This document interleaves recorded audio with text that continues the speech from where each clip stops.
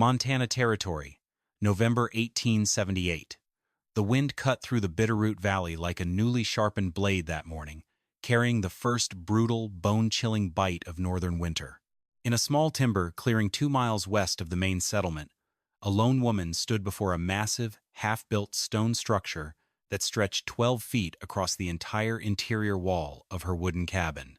Her hands, raw and split from handling cold sandstone blocks in the freezing dawn, paused as 3 horseback riders approached her property. Margaret Brennan didn't need to hear a single word from those riders to know exactly why they had come.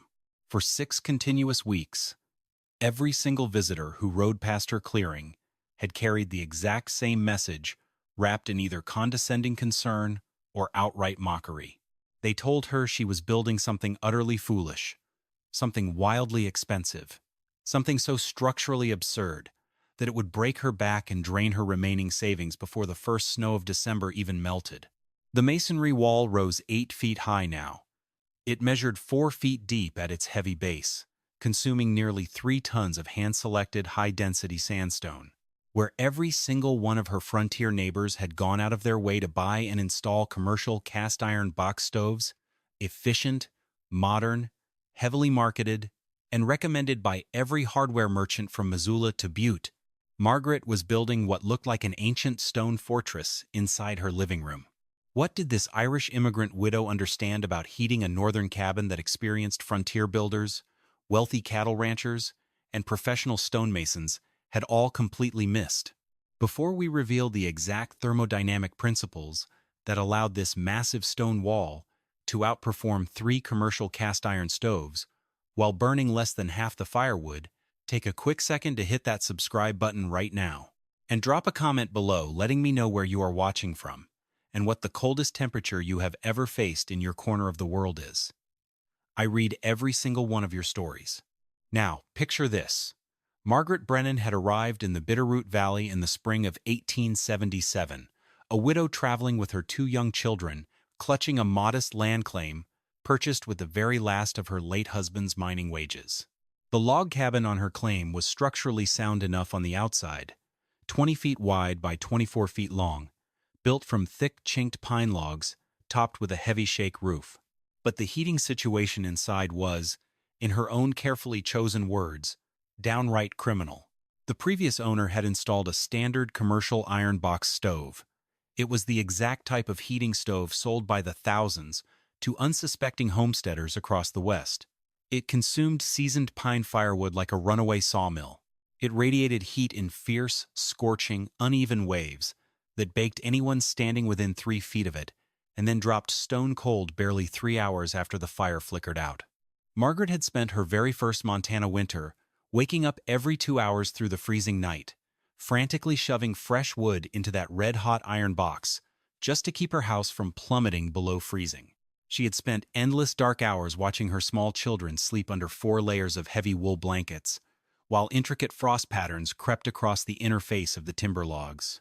She had not crossed the ocean to America just to freeze to death inside a drafty wooden box. By September 1878, news of Margaret's strange winter preparations had spread to every homestead in the settlement. If she had been planning to buy a second iron stove, people would have understood. If she had been planning a massive Russian-style brick stove, which at least had some precedent among the German families living further north, people might have accepted it. No, Margaret Brennan was planning to build a solid masonry wall that would absorb an entire interior side of her residence.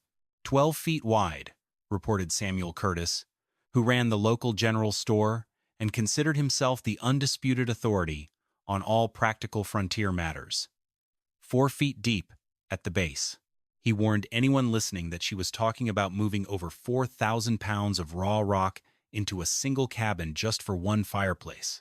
The public reaction across the settlement was immediate and completely unanimous. People believed Margaret Brennan had lost her mind to grief. Henry Whitmore, who operated a heavy freight-hauling business out of Missoula, declared in the general store that she could buy 3 top-of-the-line cast-iron stoves for what all that stone and lime mortar was going to cost her.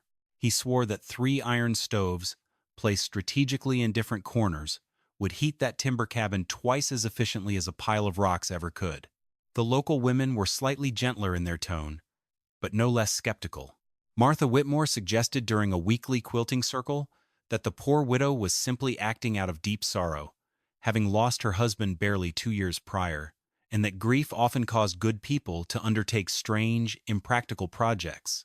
Here's what everyone missed. Margaret was not acting out of grief or confusion. She was acting out of vivid childhood memory.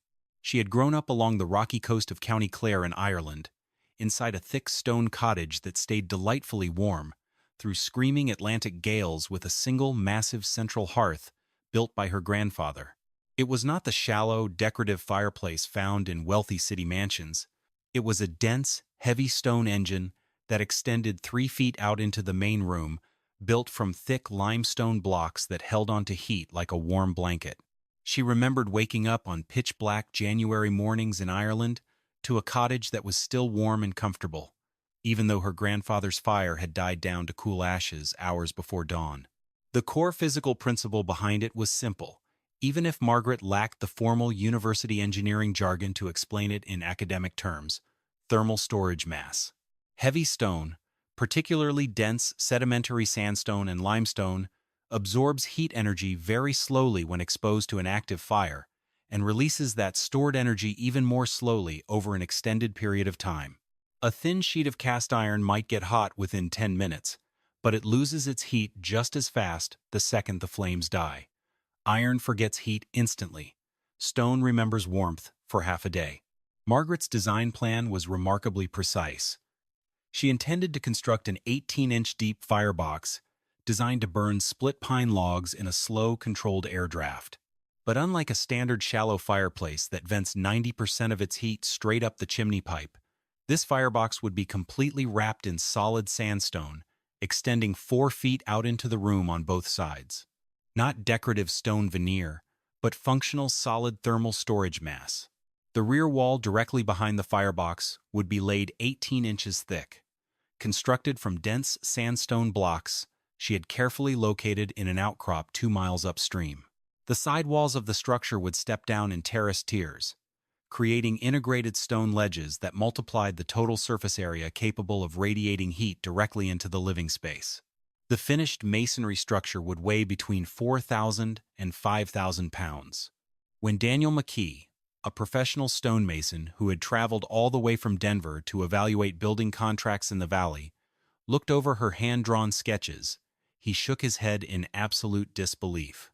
He told her plainly that what she was drawing looked like a giant military fortress wall bisecting her living room. Margaret looked him in the eye and answered that it was indeed a fortress, built specifically to defend her children against the Montana cold. McKee tried his best to reason with her. He explained that he had built fireplaces from St. Louis to Sacramento, and that what she was describing violated every established rule of efficient residential heating. He warned her that 4,000 pounds of cold stone would take hours of constant burning just to warm up, and that she would burn through half a cord of firewood before the stone ever felt warm to the touch. Margaret listened patiently to his critique, asked him what would happen after the stone finally reached temperature, and smiled when he admitted that it would hold that heat for hours, though he insisted it would come out too slowly to be useful. She thanked him politely for his professional opinion, picked up her wooden bucket, and went right back to mixing her mortar. By mid-October of 1878, the skepticism across the settlement reached a climax. Daniel McKee returned to Margaret's cabin, bringing along 2 other prominent local builders: Robert Gaines, a master carpenter who had framed most of the settlement's finest homes, and Joseph Fielding, an experienced contractor whose masonry work extended across 3 neighboring valleys. They found Margaret kneeling on a timber plank, mixing a fresh batch of mortar in a heavy wooden trough. She was blending a carefully tested ratio of 60% fine river sand, 25% slaked lime, and 15% dense mountain clay. McKee stepped forward, holding his hands behind his back, and told her politely that they felt obligated to intervene before she invested any more hard labor into a project that was mathematically guaranteed to fail. Gaines stepped up next and pointed out what he believed was a fatal engineering flaw. He argued that her planned firebox depth of 18 inches was entirely too deep. Standard commercial fireplaces were built 10 to 12 inches deep, specifically because deeper fireboxes lost draft efficiency. He warned her that an 18-inch deep box would cause the pine wood to smolder rather than burn hot, creating incomplete combustion, thick smoke, heavy creosote buildup, and massive fuel waste.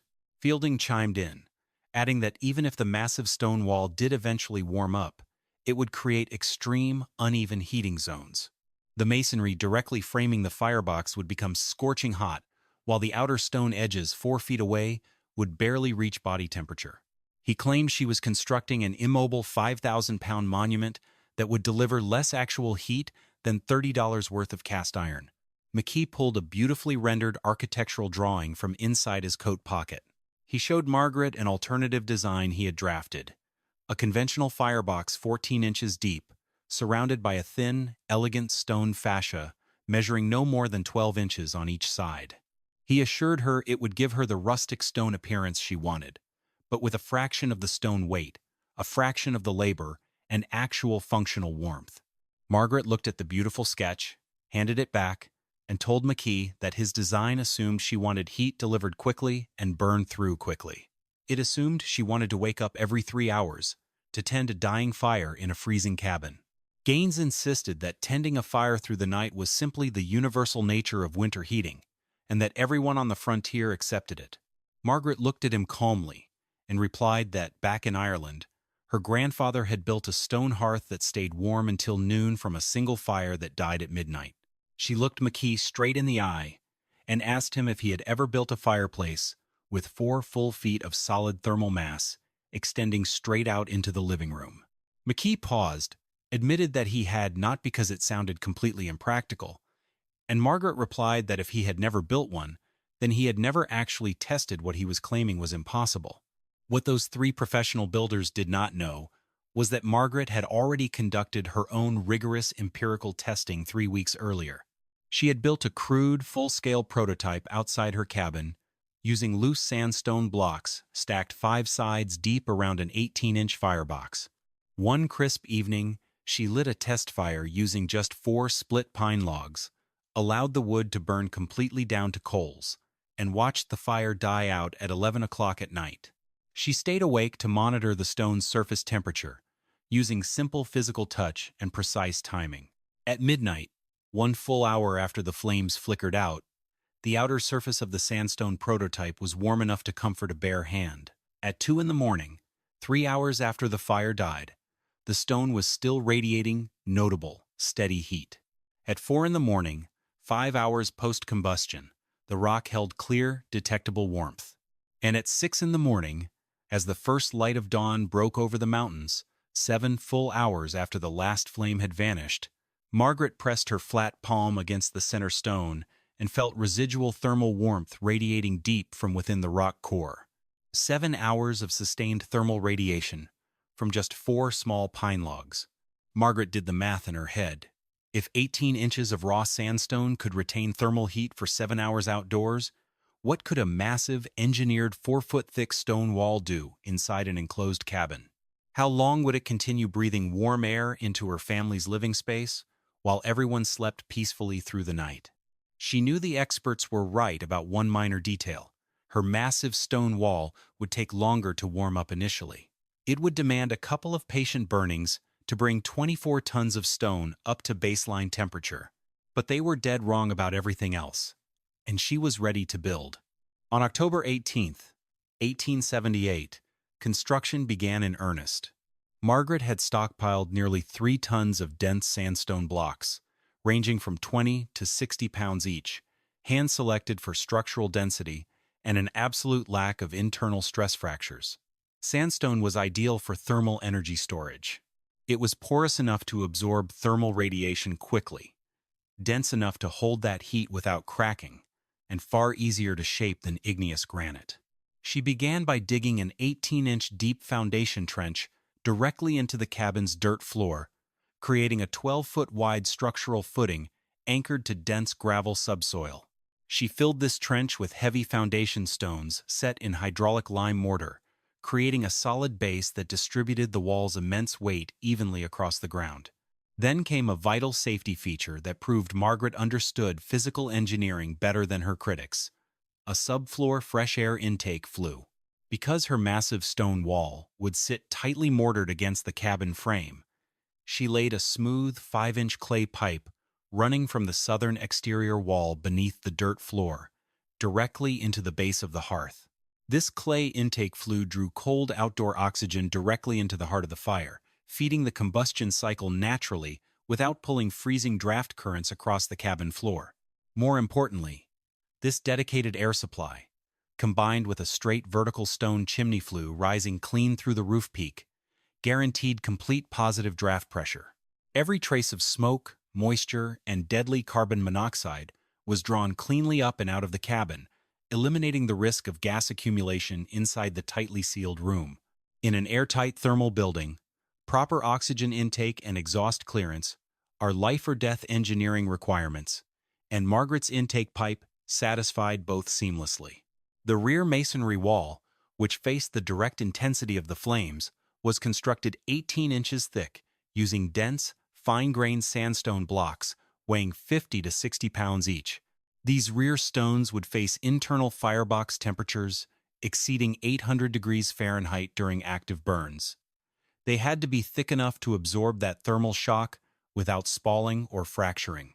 The sidewalls extended 4 feet forward into the living room, stepping down in terraced tiers as they rose to their full 8-foot height. At the base, the wall was 4 feet deep. Every 2 feet of vertical height, the masonry stepped back 6 inches, creating a series of flat stone ledges. Think about that for a second. Because those step terraces were a brilliant piece of functional design. Each horizontal step increased the total surface area of the stone exposed to the room air, creating roughly 40% more radiating surface than a simple, flat, vertical wall. The central firebox measured 18 inches deep, 36 inches wide, and 24 inches high. It was completely encased in heavy stone on all sides, top, bottom, and rear. Every single calorie of thermal heat that did not immediately radiate out the front opening was absorbed directly into 4,500 pounds of solid sandstone. A young neighbor boy named Timothy Walsh watched Margaret work one afternoon and remarked that it looked like she was building a stone cave to trap fire inside her house. Margaret smiled and replied that caves stay the exact same temperature year-round, regardless of how cold the mountain air gets outside, because stone remembers temperature and refuses to let it go easily. The scientific math of thermal storage mass is elegant. Sandstone has a specific heat capacity of approximately 18 hundredths of a BTU per pound per degree Fahrenheit. 4,000 pounds of sandstone, heated from 50 degrees Fahrenheit to 150 degrees Fahrenheit, stores approximately 72,000 BTUs of thermal energy inside its physical core. To put that into perspective, a standard cord of well-seasoned pine firewood releases about 14 million BTUs of raw heat when burned. But in a conventional iron stove, over 90% of that heat rushes straight out the chimney flue or escapes through thin wood walls before it can perform useful work. Margaret's massive wall was designed to capture 5 to 7% of that raw burn energy and lock it deep inside 4,500 pounds of rock, releasing those 72,000 BTUs gradually over a 12-hour window. By November 28, 1878, the giant stone wall was fully complete. It dominated the interior of the cabin like a massive brown fortress, its terraced ledges stepping up gracefully toward the ceiling. Samuel Curtis walked in to inspect the finished work the next day. He stood in the doorway, stared at the massive pile of masonry occupying a quarter of her floor space, and declared it the most expensive, impractical conversation piece in the entire territory. Margaret did not bother arguing with him. She simply watched the sky outside. A massive polar cold front was gathering over the Canadian border, and the true test of winter was less than a week away. On the morning of December 9th, 1878, at 4:30 in the morning, the northern sky delivered its verdict. The outdoor temperature had been dropping steadily for 3 consecutive days. On Monday evening, Daniel McKee's porch thermometer registered 18 degrees Fahrenheit. By Tuesday midnight, it had fallen to 9 degrees. When Margaret woke before dawn on Wednesday morning, Thick frost coated the inner pane of her glass window in dense, fern-like patterns. Outside, the Bitterroot Valley was locked tight in the icy grip of an Arctic cold front that had swept down from Canada with terrifying speed. The ambient temperature had plunged to 6 degrees below zero Fahrenheit, with wind gusts screaming across the valley at 30 miles per hour. The effective wind chill temperature was approaching 30 degrees below zero. This was the exact kind of deadly cold that froze livestock solid inside timber barns, turned water buckets into blocks of ice inside heated homes, and forced frontier families to sit huddled around iron stoves in exhausting shifts through the night. Margaret had lit her very first real fire inside the finished stone wall 2 weeks earlier on November 24th.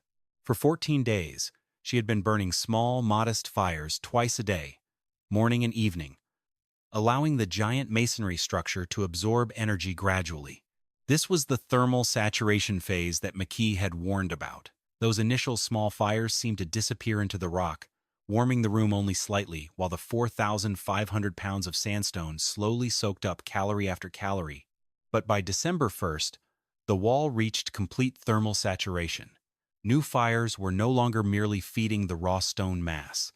They were adding energy to an existing, high-density thermal reservoir. On that freezing morning of December 9th, Margaret built her morning fire at 5 in the morning. She used 6 split pine logs, each 18 inches long and 4 to 5 inches thick, stacking them in a loose lattice inside the 18-inch firebox. The dry pine caught quickly, filling the masonry box with bright yellow flames. Margaret did not hover near the firebox.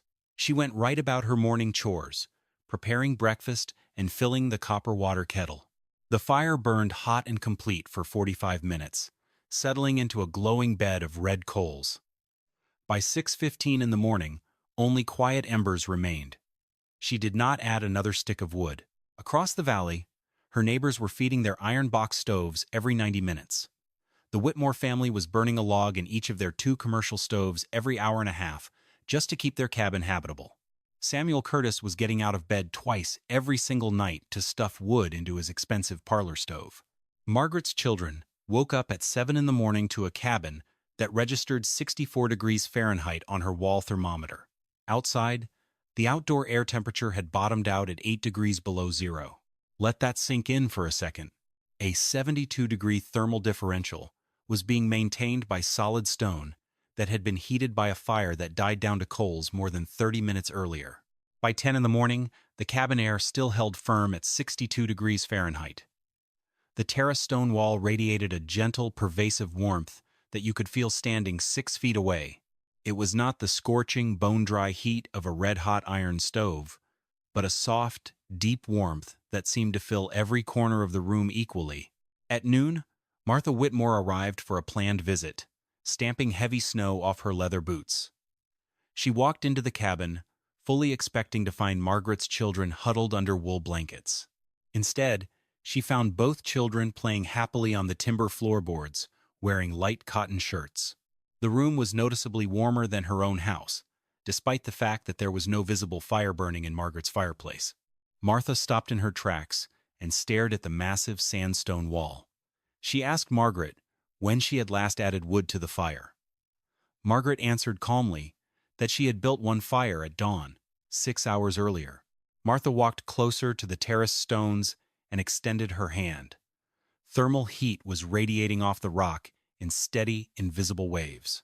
She shook her head in utter disbelief and told Margaret that it was physically impossible for her fire to be out for 6 hours while her cabin stayed warmer than a home, burning 2 iron stoves continuously. Margaret explained that 4,500 pounds of saturated sandstone, heated gradually over 2 weeks, released its stored energy very slowly over 12 hours. Martha did the firewood math in her head. Her family was burning 16 logs per day to stay warm through the cold snap. Margaret was maintaining a warmer house burning just 8 logs per day, 4 at dawn and 4 at night, while sleeping uninterrupted through the entire night. The cold snap lasted for 6 full days, and during that time, Margaret's cabin became the most closely observed building in the territory. On December 12th, Daniel McKee arrived at Margaret's home carrying a leather notebook and 3 calibrated mercury thermometers. He asked permission to run a formal 24-hour thermal test, tracking interior temperatures against wood consumption and comparing the data directly to his own cabin, which was heated by a top-quality cast-iron stove. McKee placed one thermometer near the front wooden door, one in the exact center of the room 12 feet from the wall, and one in the far sleeping corner. He recorded the outdoor temperature every single hour and weighed every log fed into the firebox. The numbers don't lie, and the formal results recorded in McKee's notebook were absolute proof of thermal physics. Over the 24-hour test window from December 12th to December 13th, 1878, the outdoor temperature fluctuated between 4 degrees below zero and 12 degrees above 0 Fahrenheit. In Margaret's cabin, she lit a morning fire at 6 in the morning using 6 split pine logs. The cabin's starting temperature was 58 degrees Fahrenheit. By 8 in the morning, 2 hours after lighting, the room read 66 degrees Fahrenheit near the stone wall, 64 degrees at the room center, and 62 degrees in the far sleeping corner. At 12 in the afternoon, 6 hours after lighting, the room read 65 degrees near the wall, 63 degrees at the center, and 61 degrees in the far corner. At 4 in the afternoon, 10 hours after lighting, the room still read 63 degrees near the wall, 61 degrees at the center, and 59 degrees in the far corner. At 8 in the evening, Margaret lit her second fire of 6 pine logs. By bedtime at 10 at night, the cabin read 68 degrees near the wall, 66 degrees at the center, and 64 degrees in the far corner. At 6 in the morning the following day, 10 hours after her evening fire had burned down, the room read 60 degrees near the wall, 59 degrees at the center, and 57 degrees in the far sleeping corner. Total wood consumed over 24 hours. Exactly 12 pine logs. Interior temperature range: 57 degrees to 68 degrees Fahrenheit. In McKee's own cabin, heated by a premium cast-iron stove over the exact same 24-hour window, he was forced to burn 24 to 26 pine logs, feeding his stove every 2 to 3 hours, including mandatory feedings at 11 at night, 2 in the morning, and 5 in the morning. His interior room temperature swung wildly between 52 degrees and 74 degrees Fahrenheit, dropping down to 54 degrees at 5 in the morning despite his night feedings. Here's the cold, hard truth. Margaret's stone wall delivered far superior comfort, absolute temperature stability, 0 nighttime interruptions, and perfectly uniform heat distribution while burning half the firewood. McKee analyzed the physics in his notebook. Iron stoves created harsh convective air currents, heating the air quickly, sending it straight to the roof peak, and leaving floor-level cold. Margaret's stone wall radiated deep infrared thermal energy. It didn't just heat the air, it warmed the furniture, the wooden floorboards, the timber walls, and the human bodies directly through radiant wave transmission. A room at 63 degrees Fahrenheit with radiant stone heating felt far warmer and more comfortable to human skin than a room at 68 degrees Fahrenheit heated by harsh convective iron air currents. On December 14th, Robert Gaines and Joseph Fielding visited the cabin, touched the warm sandstone that had seen no fire in 8 hours, and quietly examined the stonework. Fielding noted that the 18-inch firebox depth allowed complete secondary combustion with almost 0 creosote buildup, extracting maximum heat energy out of every single log. McKee did the final financial calculation. At current wood prices, Margaret's stone wall would pay for itself in saved fuel costs in less than 3 winters. After that, it was pure financial profit and decades of labor-free heating. By late January 1879, 17 cabins within a 50-mile radius of the Bitterroot settlement had begun construction on stone heating walls, modeled directly after Margaret Brennan's design. Some were exact replicas, built to her exact dimensions. Others were clever adaptations, smaller versions for single-room cabins, taller 2-story versions, and designs modified to incorporate existing timber chimneys. Daniel McKee found himself in massive demand as a consulting mason. Homesteaders who had previously dismissed Margaret's wall as an expensive folly now hired him to supervise their masonry builds, and calculate their thermal mass requirements. McKee spent February traveling from homestead to homestead, adjusting mortar ratios and explaining the thermodynamic principles behind radiant heat storage. Each evening, he returned home to his own cabin, which was now heated by a stone wall he had built in early January, and continued updating his engineering notebooks. He wrote to a colleague back east that while formal masonry school had taught him firebox dimensions and stone cutting, no academic professor had ever taught him to think of stone as a heavy thermal storage battery. He admitted that commercial builders were trained to design for quick installation and immediate heat, whereas Margaret Brennan thought in long-term timescales, capturing energy today to deliver steady warmth tomorrow. The economic savings across the valley were staggering. The Whitmore family, who carefully logged their wood consumption, documented a 47% drop in annual firewood costs after building their stone wall. Samuel Curtis reported a sharp decline in iron stove sales at his store, alongside a massive surge in demand for slaked lime, river sand, and masonry tools. Margaret became an unlikely teacher across the region. Settlers who had once pitied her now sought her technical advice.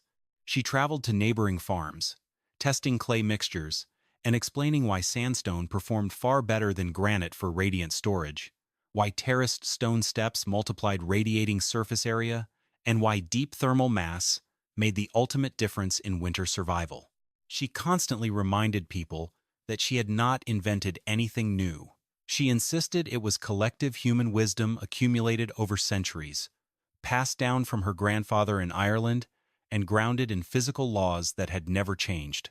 The stone heating walls became a point of great regional pride. By 1880, travelers visiting the Bitterroot Valley frequently wrote about the unique interior architecture of Montana cabins, where giant terraced sandstone structures dominated living rooms, keeping frontier families warm with half the firewood and half the labor. Margaret Brennan lived in her cabin until 1903, 25 full years after completing the controversial stone wall. The masonry wall remained fully functional throughout those decades, requiring nothing more than minor mortar touch-ups. When she finally sold the homestead to move closer to her grown children, the new buyer stated publicly that he was purchasing the property specifically for that stone wall, calling it the finest heating system he had ever encountered. Her giant stone wall outlived every single cast-iron stove in the valley. It heated more efficiently than commercial systems costing 3 times as much, and it proved that efficiency should be measured across entire seasons, not just single evenings. In 1895, 16 years after Margaret built her wall, Daniel McKee published a short engineering manual titled Principles of Thermal Mass Heating in Frontier Architecture.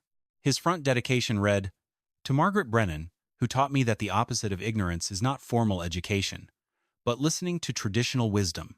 This video presents historically inspired reconstructions for educational and storytelling purposes. Characters, names, and specific events are dramatized, while the technical building concepts, thermal dynamics, and physical principles discussed are based on verified historical practices and well-established engineering knowledge. Any modern building project should be evaluated according to current building codes and safety standards. This content is purely educational and does not constitute professional architecture or engineering advice.